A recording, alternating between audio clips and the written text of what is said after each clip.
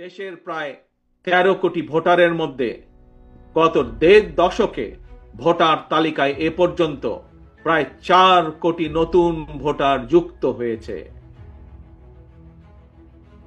তোমরা ভোটার হলেও ফ্যাসিবাদ চক্র তোমাদের ভোটের অধিকার কেড়ে নিয়েছিল। আসন্ন জাতীয় নির্বাচন সামনে এবং এই আসন্ন জাতীয় নির্বাচনে তোমাদের হারানো ভোটের অধিকার পুনঃপ্রতিষ্ঠার এক বিরাট সুযোগ তৈরি হয়েছে।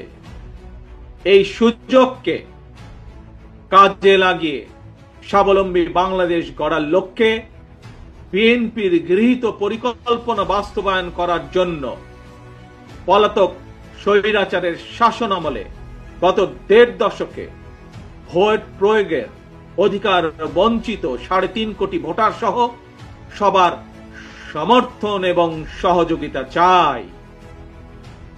আজকের এই সমাবেশে উপস্থিত ছাত্র দলের নেতা কর্মী এবং প্রিয় শিক্ষার্থী ভাই বোনদের মাধ্যমে সারা দেশের সকল শিক্ষার্থী এবং তরুণ প্রজন্মের কাছে আজ আমার একটি আহ্বান থাকবে।